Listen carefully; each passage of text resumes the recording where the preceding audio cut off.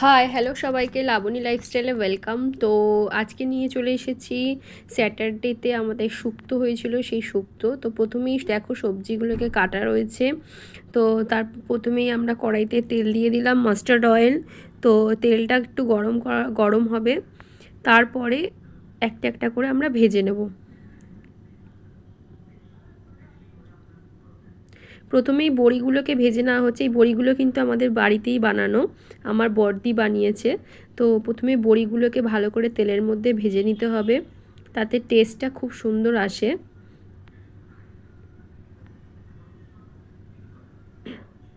বড়িগুলো ভাজা হয়ে গেছে, দেখো লাল লাল করে ভাজা হয়ে গেছে, তুলে নিয়েছে। এরপরেই দিয়ে দিচ্ছি একটুখানি উচ্ছেগুলোকেও ভালো করে ভেজে নিতে হবে।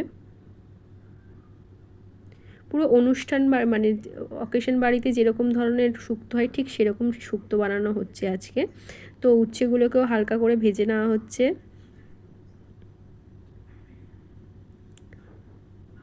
দেখো উচ্ছেগুলো অলমোস্ট ভাজা হয়ে গেছে আমাদের, এবার উচ্ছেগুলোও তুলে নেওয়া হবে।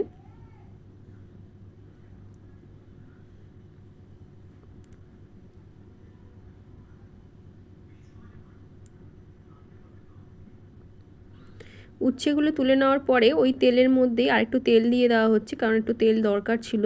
তারপরে তেলটাকে হালকা গরম করে নেওয়ার পরে তেজপাতা দিয়ে দেওয়া হচ্ছে।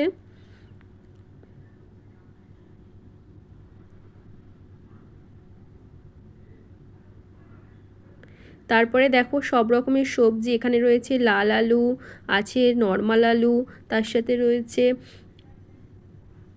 পেঁপে, তার সাথে আছে সজনে ডাঁটা, গাজর, সব রকমের সবজি দিয়ে, উচ্ছে, কাঁচকলা, সব রকম সবজি দিয়ে কিন্তু শুক্তোটা হচ্ছে।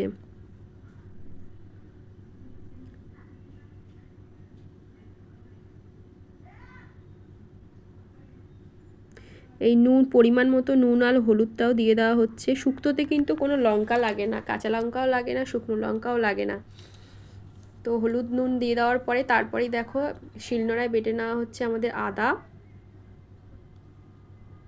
পরিমাণ মতো আদা বেটে নিলেও তারপরে চালমগজ আর পোস্ত, টেস্টটা খুব সুন্দর আসে। চালমগজ আর পোস্তটাও এবার বেটে নেওয়া হচ্ছে। চালমগজটা বাটার আগে একটু ভিজিয়ে রাখবে, তাহলে চালমগজটা ভালো করে বাটাও যায়, একটুখানি ফোলেও। তো ভালো করে চালমগজ আর পোস্তটা বেটে নেওয়ার পরে এই দেখো আদা বাটাটা, চালমগজ আর পোস্ত বাটাটা দিয়ে দেওয়া হলো।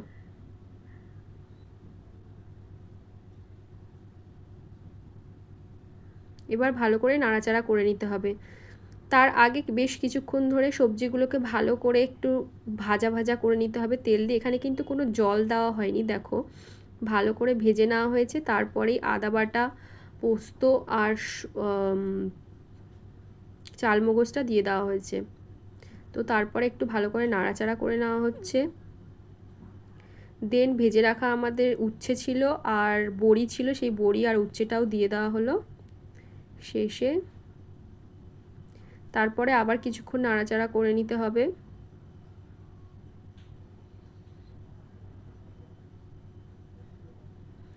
এবার কাঁচা দুধ পরিমাণ মতো ঢেলে দেওয়া হলো।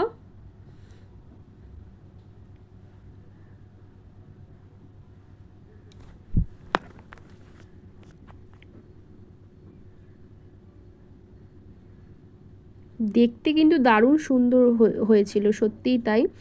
এই দেখো এই একদম সুন্দর একটা একদম সুন্দর একটা ছবি এসেছে যেন, মানে দুধ, পোস্ত, চালমগজ সব কিছু দিয়ে একদম ভরপুর হয়ে রয়েছে। তার সাথে একটু ওপরে চিনি ছড়িয়ে দিল।